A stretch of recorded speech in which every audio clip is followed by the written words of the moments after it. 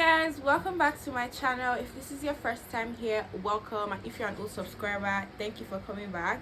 So today we are on episode 7 of the Real Housewives of Abuja, and if you know that you have not watched from 1 to 6, like if you know you've not seen any of the episodes before this one, or there's one particular episode that you know you want to see, please go to the description box now. It's just right below this video and click on the links. I have all the links from 1 to 6 there, because I've done that for you, so you don't have to do it, so you don't have to stress. So you can just click on the link and then just watch any part that you want to watch. So please make sure you like, comment, share, subscribe, and let's get straight into today. Okay, so let's try and do a recap from episode 6. We know that episode 6 basically just stopped at all the ladies at dinner. Everybody's at dinner, and Princess is basically just asking Arafa why she did not return her calls, why she didn't call her, and why she did not come for her invitation, because she invited Arafa for kayaking so they could settle their issues, and Arafa did not show up. So that's how this episode is starting. So basically, Arafa's excuse for her not coming, or for her not picking the call while Princess was calling her, was because she was on a call. And it's a very funny excuse, because at least she would have called back. So Princess is like, that's just a very funny excuse, because I was also talking to somebody important. Princess is like, why didn't you call? Why didn't you, you didn't come, you didn't tell me you're not coming, and then I was there, I was like waiting for you. And then Arafa is just trying to make her see reasons why she was not able to come, and why she was not able to pick her call at the time. And then Princess is like, okay, so why did you send the message to the group? Like, you sent the message to me, then you also sent it to the group. Arafa is like, she just wanted Princess to see it. Like, she wanted to make sure that Princess was going to see it. Me personally, I really don't see the reason why she sent it to the group. Because Princess was like, she was just looking for clout. Like, she wanted the group to know that Princess was the one, Princess was the one who called her out, who called her to apologize, that Princess was the one who reached out first. And when I was done, I sent her a message. I said, sorry, I saw your missed call. Comfort said you're trying to get to me. Did I do anything wrong? Yes. Comfort said, Arafa is like, she just wanted Princess to see it. She just wanted Princess to understand. She just wanted to make sure that Princess saw the message. That was why she sent the message to Princess personally, and she also sent it to the group chat.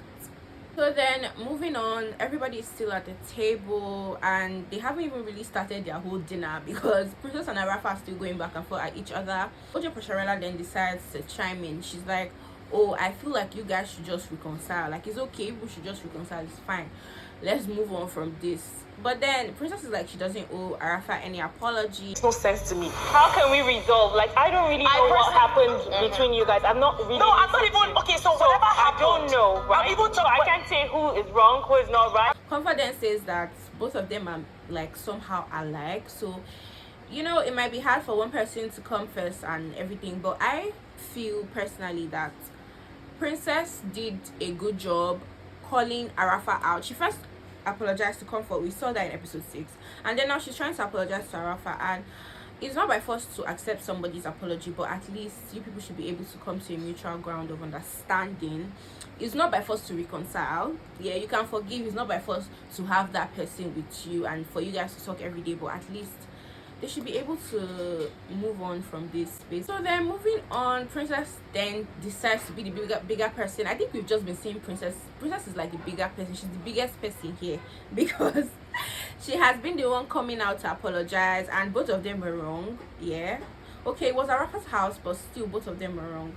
So then Princess then goes on to apologize. She first starts calling Arafa some nice names, just trying to butter Arafa, like butter the bread and all, just trying to toot her horn and all of that.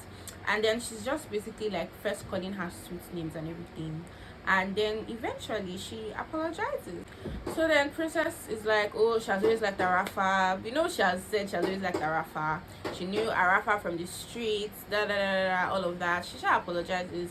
In Arafa's confessional, she's like, she knows the apology is fake, and she doesn't feel like it came from the heart and all of that. But so then, moving on, after Princess apologizes, Arafa Arafa just basically, does like cheers with her glass, and then Princess asks her, she's like, "What's up? Like, are you not going to apologize?"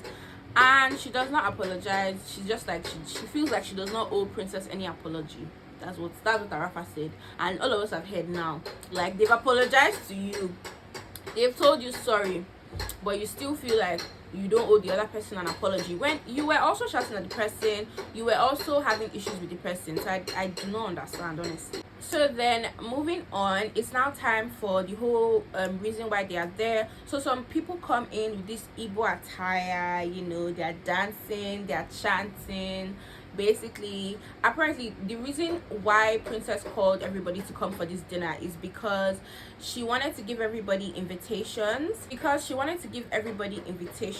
for her party that is coming up, her Igbo themed cultural party that is coming up. So basically that's even the reason why everybody is seated on the table.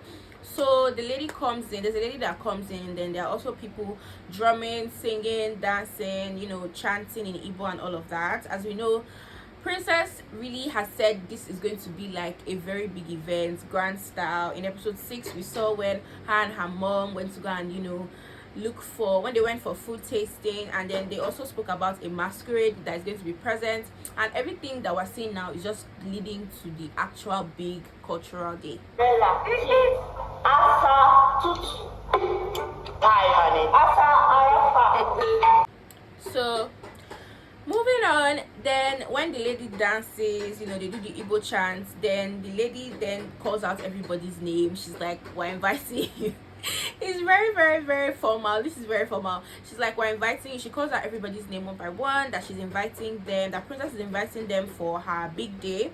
So the lady is just calling out everybody's name, and it's like this cultural, it's giving this kind of cultural Igbo vibe. It's very, very nice. It was actually lovely to watch.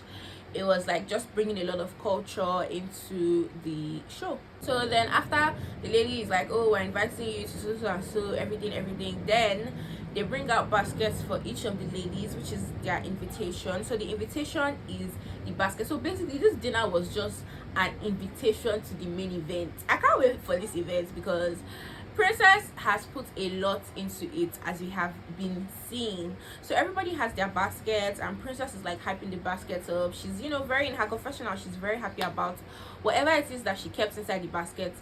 And then our almighty Arafa, our queen Arafa, is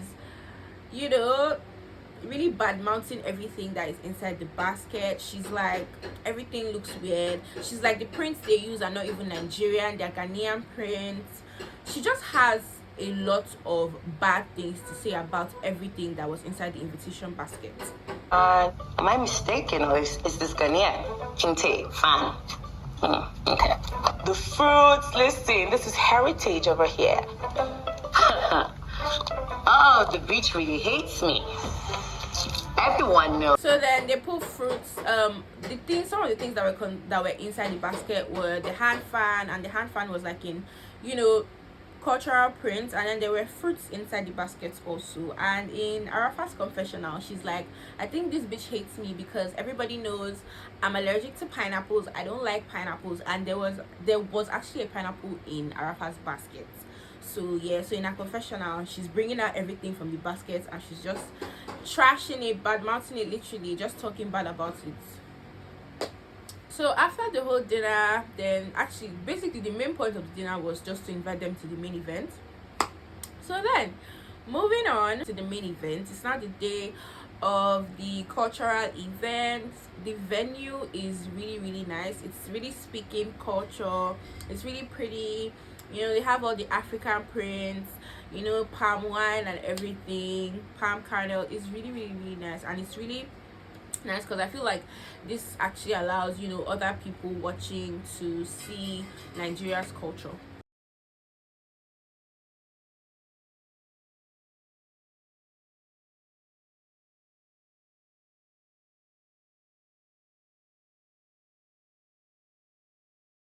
First person to arrive was Comfort, as we do. She's always the first to arrive. She's like, if they were giving an award for the person who comes the earliest on the Real Housewives of Abuja, they should give Comfort, because anywhere you tell Comfort to come to, if you're telling her the time, she's going to be there at that time. Comfort is that woman, that girl in school that used to win first to class. That's Comfort. So then Tutu came, Ojo Pasharela came, Samantha came, and all the ladies looked so gorgeous. They were dressed in traditional attire. You know, they were looking really, really nice. Everybody was looking so nice. Like, I love the way everybody looked. Like, everybody's outfit. This is actually the first event that I'm seeing that everybody is dressing according to theme, like properly. Like, nobody is left out. Everybody is dressing according to theme, and it's really lovely to watch. So Stan Eze was the MC of the event. He's like, you know, popular, he's a celebrity, so he was the MC of the event, which, you know, is just showing you that Princess really did a lot. She planned a lot and she spent a lot on this event.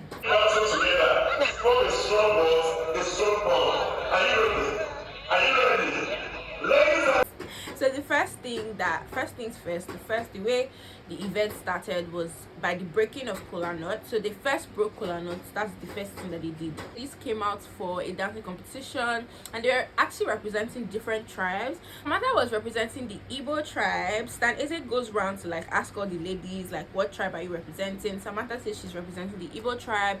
Arafa, as we know, is from Tanzania, so she says she's saying she's representing a tribe in Tanzania. Ojo Pasharela was also representing the Igbo tribe.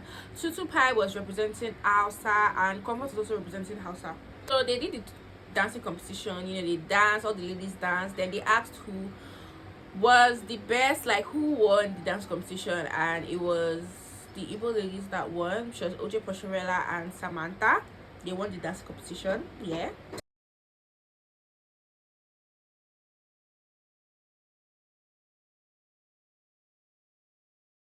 So apparently, in all these things, all these activities that are going on, the dancing competition, the breaking of the kola nuts, the singing and everything, apparently the princess was not yet inside her own event. So then they bring her in with this like carriage, like there are these guys, and then she's, you know, sitting down on a chair, and then they are carrying her on their shoulders. She's looking all nice. She's looking like a bride, like a newly wedded bride, basically.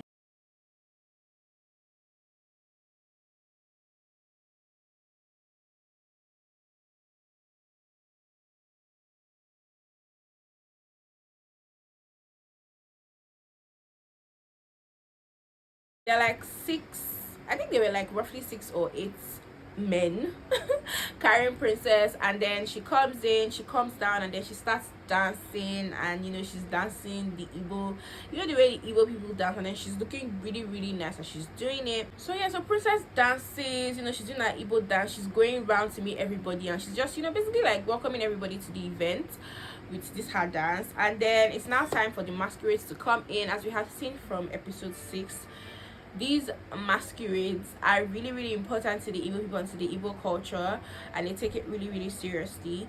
So the masquerades come in to display and everything, and it's really nice. And this just shows that Princess put a lot of work and a lot of planning into this event, because it is really in grand style and it's really like a big ceremony.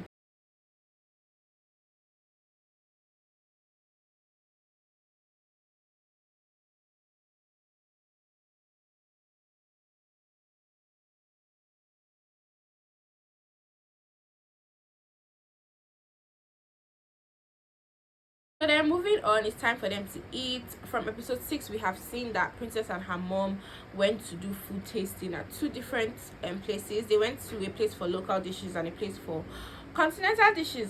So we're now seeing like these particular, we can see some of this food here at the event. So there's like the local rice, they have the palm wine with the wooden bottles, they have like abacha and everything. It's just really, really traditional, and it's so beautiful to watch. Asking what we want to eat, and I've said everything that is being served in this hall, please bring it to my front, like I need it on my table. Moving on, it's time for Princess to come in her second outfit. So she's dressed in this black attire with this black head tie and all of that, and her mom comes out first. You know, they're coming down from this big staircase. It's just very grand. There's an entourage again the second time, but she's walking down the staircase. Her mom comes out first, and it's just really like a wedding. This is like a wedding ceremony, honestly. It doesn't even look like just a normal cultural ceremony. It seems like a wedding ceremony. So her mom comes out, and then she comes out in her beautiful attire.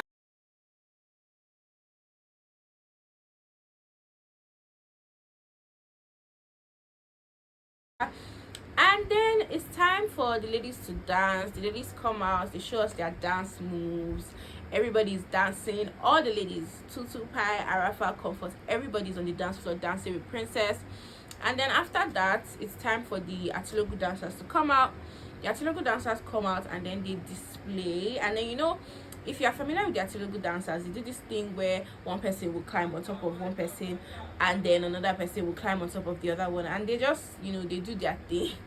And it's really, really beautiful to watch, honestly. Like, this is like one of the best hostings that I've seen on the show. Like, all the ladies have hosted, almost all the ladies have hosted, actually. OJ Posharella has hosted. She hosted the last time. So yeah, so we haven't seen Princess hosting, and Princess has been talking about when it's time for her to host. We're going to see how to run an event. And honestly, we are seeing like this because this event is in grand style.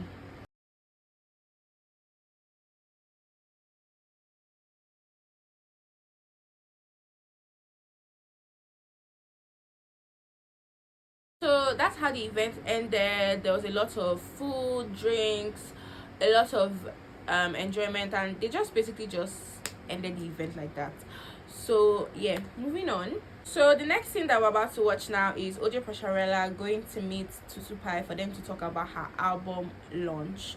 Now, in episode 5, the staycation episode, OJ Pasharella, we saw when OJ Pasharella went to go and ask, you know, Tutu Pie that, oh, would you help me with my album launch and everything? And she was like, yes, she would. And we know that, like, for anything like entertainment or anything happening in Abuja, like, Tutu Pie is the person to actually meet. So basically that's just what's happening. OJ Pasharella is talking to Tutu Pie about her album launch that is coming up. How hard it is. Like, I mean, how many years ago? 15 years. Are you now, serious? Sleepless night. Yes. What do you want to drink? Okay. The next scene, OJ Pasharella is at the studio making her music, you know, recording and all of that. And then she had a friend that came to support her, and they're just basically both there, you know, working at the studio and everything. The dock in the building. Morelli.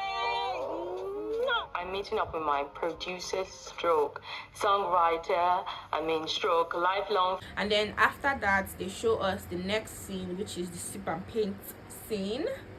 So Arafa, OJ Posharella, Tutu Pie, and Comfort all go for a sip and paint thing. So apparently the ladies were going to be painting a guy, a nude man. That was what they said they were going to be painting. So the man came out with boxers, and then he wasn't wearing anything like up. He was just like, you know, bare chested, just there for the ladies to paint.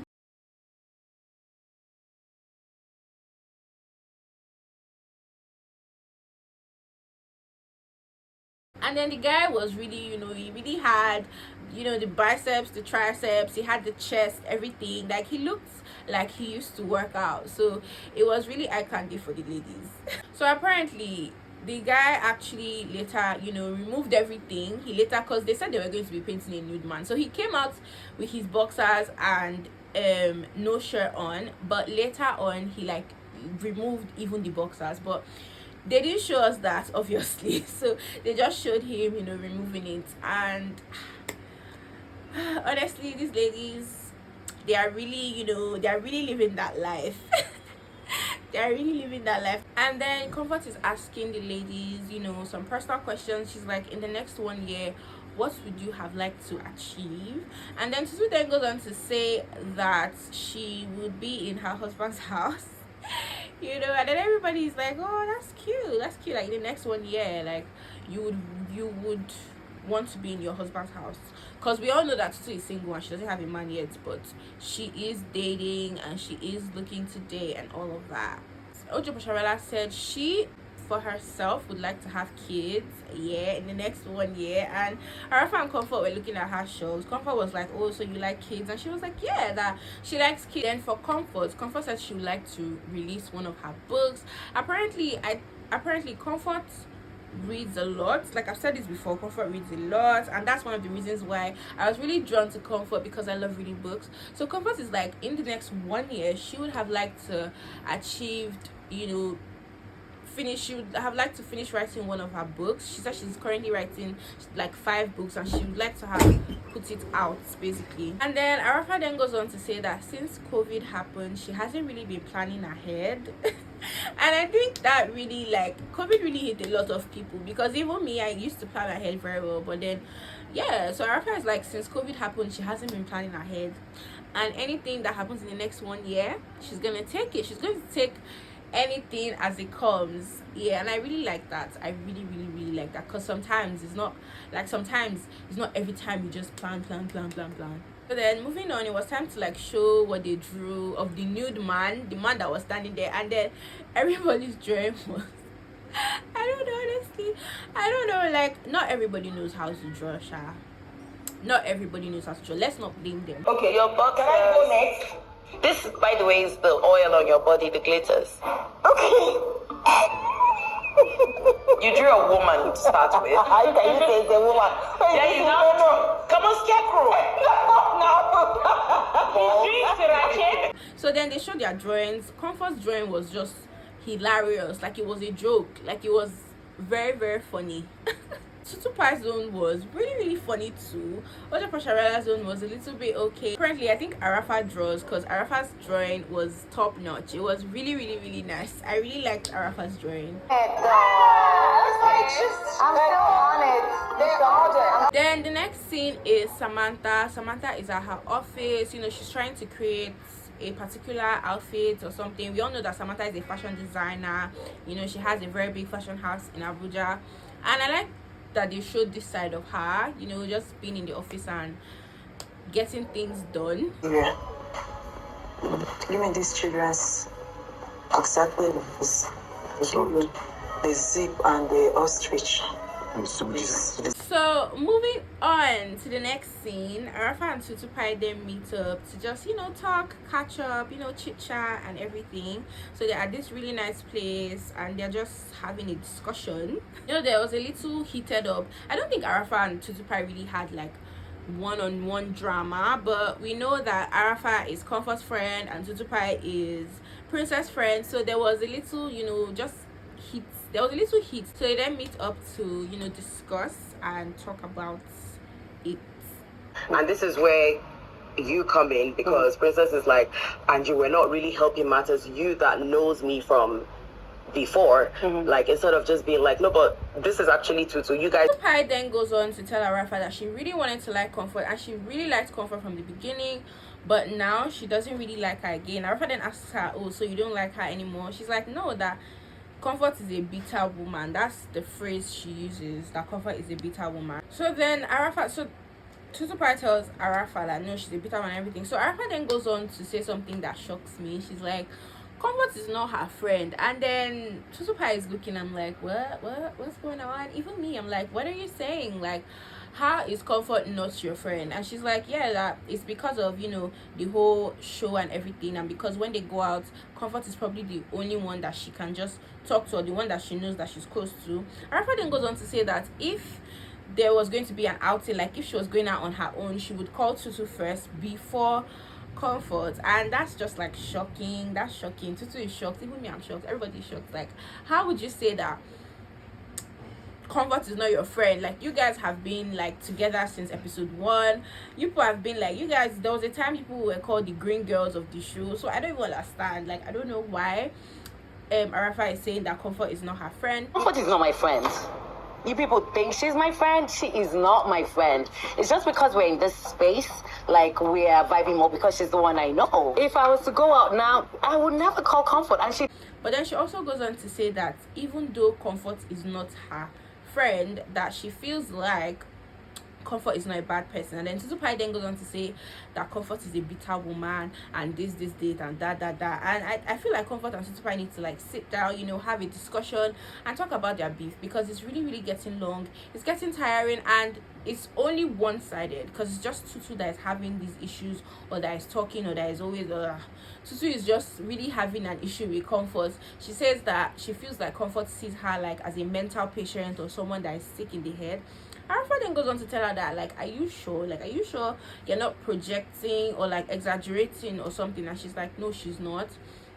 And then so moving on, they then go on to talk about Samantha. Apparently Samantha told Comfort some things. We saw that in the last episode, that Samantha told Comfort some things that happened that night when Tutu and Samantha went out to the club for the after party. So Tutu is like, she doesn't understand why Samantha left out like some important parts. Like, okay, Samantha went on to say she needs anger management, she has anger issues and she needs anger management and all of that, and that Samantha was painting her out to be like the crazy bitch, the crazy head who needs like therapy and all of that. But then why did Samantha leave out the part where she was trying to give somebody her number? Apparently there was let's go over it. So apparently there was a guy who was trying to collect Tutu's number initially that night, and then this is what Tutu tells us. And then Tutu Pai doesn't want to give the guy her number, and then Samantha collects the guy's phone. Like, Samantha gives the guy her phone to put his number, and then Tutu Pai collects the phone and throws it back at her and is like, what's that? Like she was just irritated, and all these things happened at that night. So on that night, so I don't even understand. I don't know why Samantha like felt like it was okay to talk about somebody else when she was also doing some shady stuff. And then you omitted the part where I had to fling your phone at you because my toaster you went to go and collect, you want to collect his number. We're trying to find me a man, you're collecting the one that is around. Are you fucking serious? And then moving on, Tutu Pai then goes on to say that she has heard that Samantha used to, go around and have things to do with like small boys. So Tutu Pai feels like this has just asserted that fact, and she said she was just looking at her like, you're selling yourself short. Like, why would you give your phone to the guy to put his number? She then goes on to say that she feels like Samantha just wanted to smash the guy. So basically that's what happened. I'm already struggling with your word on the streets that you're fucking small boys. Then you're not coming to, like, bro, it doesn't make sense for me to open up and be vulnerable. All we know now is that okay, something else happened that night, and then we also know that there were no cameras, it was not filmed, and nobody else was with them. So only Samantha and Tutu Pai knows what happened that night. And I feel like in the future, maybe during the reunion or something, we would know what actually happened. So then this episode really ends there. Basically, that's just the end of this episode. Guys, make sure you watch the other episodes if you haven't. They are in the description box. Make sure you subscribe, like, comment and share. And bye, see you in my next one.